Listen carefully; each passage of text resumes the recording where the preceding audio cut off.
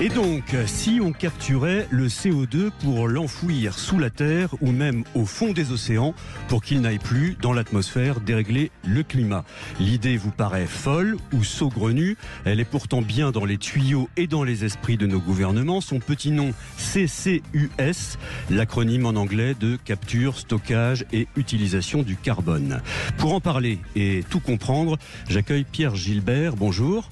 Bonjour. Vous êtes prospectiviste et fondateur de Sator.fr. Alors je vais un peu spoiler la suite de notre échange. Le CCUS, vous n'y croyez pas et vous nous expliquerez pourquoi. Selon vous, c'est même une folie. Mais commençons par expliquer à nos auditeurs de quoi il s'agit. Alors, le CCUS, c'est l'idée de mettre des pots d'échappement sur les cheminées d'usines pour réabsorber le CO2. Ensuite, on va le compresser. On va l'envoyer par des pipelines jusqu'à des terminaux pour le recompresser une nouvelle fois et l'envoyer jusqu'à des zones où on va le réenfouir sous le sol.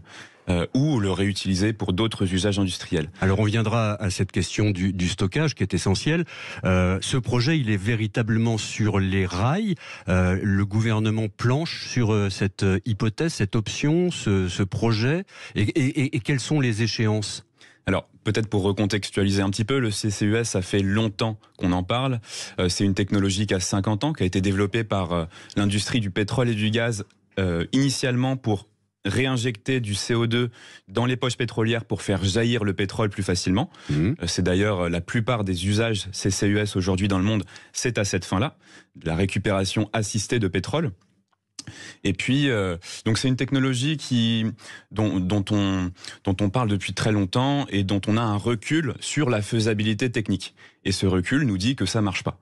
Ça marche très peu. C'est-à-dire qu'on a beaucoup de projets dans le monde qui, en fait, n'ont pas du tout livré autant de tonnes absorbées que prévu et ont coûté très très cher. Pourtant, et il faut 50 ans pour s'apercevoir que ça marche pas. Bah, non seulement on s'aperçoit que ça marche pas, mais on passe on accélère encore dans cette direction. Pourquoi ? Parce que les gens de ces industries-là nous disent que le progrès technique arrive. Problème, on va en parler, mais pour capturer du carbone avec cette technologie-là, vous avez besoin de beaucoup d'améliorations. Il faut d'abord que vous trouviez un moyen pour coller le CO2 sur un filtre, donc en l'absorbant en sortant des usines. Et ça, c'est en soi un challenge technologique. Ensuite, il vous faut un moyen pour le libérer, le compresser, l'envoyer. Alors là, pour l'instant, ça se fait avec des pipelines, mais dans la feuille de route du gouvernement, ça se fait aussi par bateau et par camion. Et ensuite, il faut que vous le retraitiez une nouvelle fois pour l'envoyer dans le sous-sol. Et là, ça, en fait, on ne sait pas vraiment bien faire. Mais quelles sont les échéances concrètement devant nous ? Alors, le gouvernement français a publié une feuille de route en matière du CCUS il y a quelques jours, qui nous dit que, en fait, c'est la solution technologique privilégiée pour décarboner les 50 sites industriels français les plus émissifs et qu'il faut accélérer. Alors le ciment, la chimie. Alors on a 50 sites en France qui sont particulièrement, donc des zones industrielles particulièrement émissives.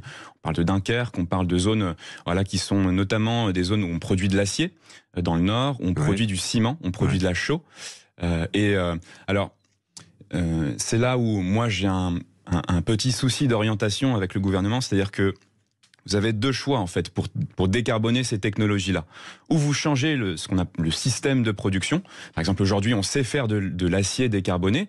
On sait remplacer le charbon qu'on utilise pour chauffer très fort votre acier. On sait le remplacer par des arcs électriques. Arcelor commence à savoir faire ça. Par contre, si vous voulez déployer ça à l'échelle industrielle, il faut investir beaucoup. Et le choix de la facilité, c'est de ne pas faire ces investissements-là, c'est de continuer avec votre acier qui est produit avec du charbon, mais de mettre ce pot d'échappement en sortie de cheminée pour mettre le CO2 sous le tapis, j'ai envie de dire. Qui coûte moins cher que les investissements que nécessiterait la décarbonation de la fabrication de l'acier. Alors c'est pas dit. Dans les deux cas, vous avez beaucoup d'investissements à faire. C'est-à-dire que si vous voulez disposer de cette centrale d'absorption du CO2 là sur votre site industriel, vous devez payer entre 100 et 400 millions d'euros. C'est des grosses infrastructures. Donc elles sont pas rentables sur des petites usines. Donc là on va vraiment qui paye, qui subventionne ces installation-là. Et ensuite, une fois que vous avez votre outil, votre usine de recapture, eh bien, il faut payer en continu pour alimenter en énergie cette usine-là, parce que ça consomme beaucoup d'énergie de compresser, d'exfiltrer du carbone et de le réenvoyer sous terre. Ça consomme des métaux aussi, puisque vous devez produire notamment des pipelines, hein, des carbopelines, comme le mentionnait notre ministre de l'Industrie, M. Lexure, qui mise beaucoup là-dessus. Donc en fait, on a une empreinte environnementale qui est colossale et ça coûte très cher de la tonne de carbone absorbée. En gros, pour l'instant, c'est pas rentable. Ça serait rentable si la tonne de carbone coûtait plutôt 200 € plutôt que environ 80, ce qui est le cas aujourd'hui. Alors, on va revenir à cette question du financement et du coût pour le contribuable, finalement, à l'arrivée. L'objectif, d'après le rapport que vous citiez, ça serait de capturer jusqu'à 20 millions de tonnes de CO2 par an d'ici à 2050. Alors, qu'est-ce que ça représente, 20 millions de tonnes, et est-ce que c'est jouable ? Pour donner un ordre de grandeur, l'industrie française aujourd'hui, elle émet environ 70 millions de tonnes de CO2. Et petite parenthèse, mais le gouvernement se félicite de la baisse des émissions de l'industrie depuis les années 70, en oubliant de dire que c'est parce qu'on a désindustrialisé massivement. La plupart des usines sont parties, ce qui est d'ailleurs un gros problème. L'enjeu là, c'est de réinventer un modèle industriel, de rapatrier des industries, des capacités productives dans notre pays, mais sur un modèle d'industrie écologique de demain, où on n'émet pas. C'est-à-dire qu'on a des procédés, comme je vous parlais de l'acier décarboné, mais aujourd'hui on sait faire du béton sans ciment, on sait faire du verre à température ambiante. En s'inspirant notamment de ce que fait la nature. Dans la nature, vous avez des diatomées qui sont des microalgues qui produisent du verre à température ambiante. Donc en reproduisant ces procédés-là, et ça c'est stimulant sur le plan intellectuel, c'est stimulant sur le plan scientifique, eh bien vous pouvez produire ces matériaux sans émettre beaucoup de carbone. Donc c'est ça l'industrie de demain.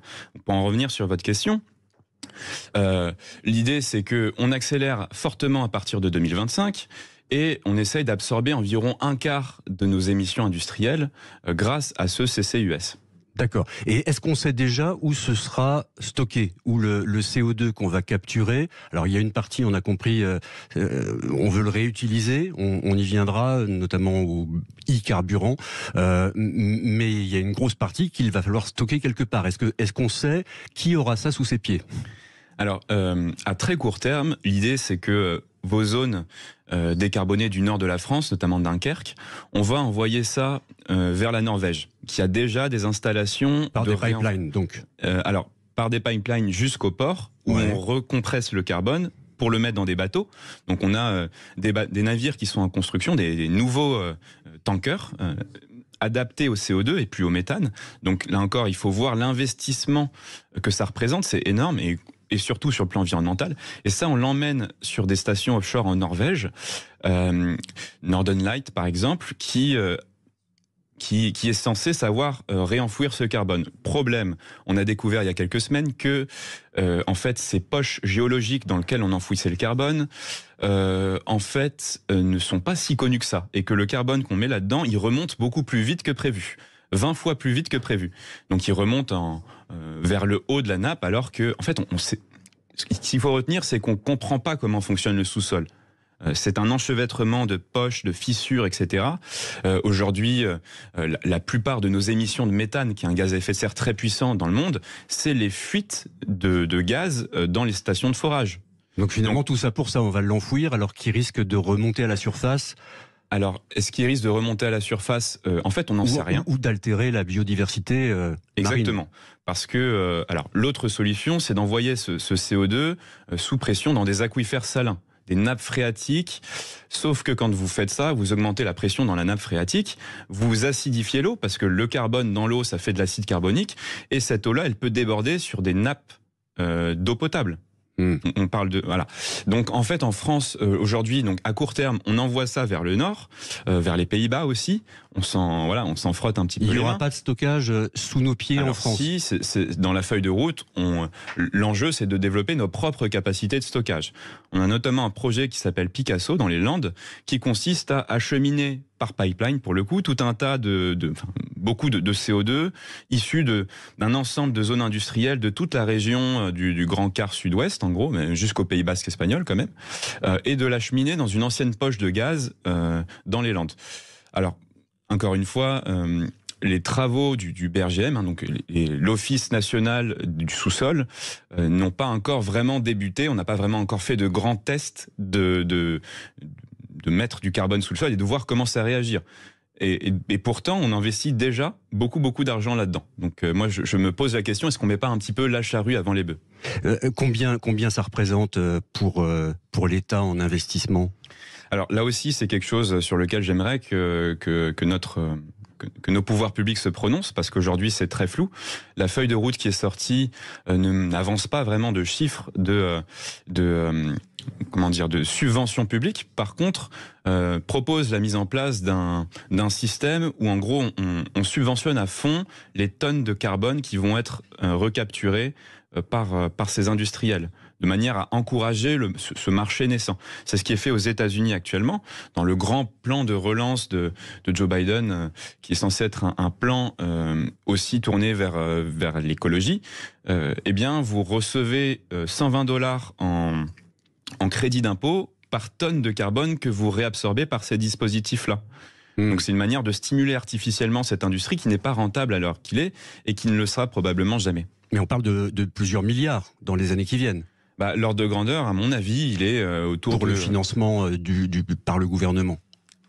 C'est là où c'est pas clair. C'est-à-dire qu'on sait que cet investissement-là, grosso modo à partir de 2030, en fait pour les 20 prochaines années, c'est environ 20 milliards. Mais sur ces 20 milliards, quelle part est payée par les industries qui sont les acteurs, quelle part est payée par nos impôts ? Ça, c'est une question que j'aimerais qu'on éclaircisse. Alors, en parallèle du stockage, le rapport du gouvernement évoque une valorisation de ce carbone. Autrement dit, on fait du vert avec du gris. On parle de e-carburant ou de carbonation du béton. Est-ce que ça, c'est viable de fabriquer du e-carburant à partir du carbone qu'on a récupéré, capté ? Alors, ça, c'est des choses qu'on sait faire. En fait, on sait mélanger de l'hydrogène avec du carbone pour faire des hydrocarbures. Et donc, en fait, recréer des carburants de synthèse. Il y a notamment des PME allemandes qui savent le faire, des startups françaises aussi qui avancent là-dessus. Sur le papier, c'est intéressant. Et même, c'est potentiellement un effort qu'il faut encourager, mais la question c'est l'usage de ces carburants-là. C'est-à-dire que on ne passera jamais à l'échelle, on ne remplacera jamais l'immensité des carburants qu'on consomme actuellement avec ces procédés-là, puisque c'est des procédés qui produisent pas beaucoup. Si je dois schématiser, ça consomme beaucoup d'énergie d'extraire le CO2, de faire de l'hydrogène et de les combiner. Donc ce sont des carburants qui sont certes sur le papier écolo entre guillemets, même si en fait il faut voir tout le cycle de vie de ce carburant-là, parce qu'il a fallu des infrastructures, il a fallu de l'énergie, etc. Mais c'est un carburant qui doit alimenter des usages vraiment précis, sur lequel on ne peut pas faire autrement.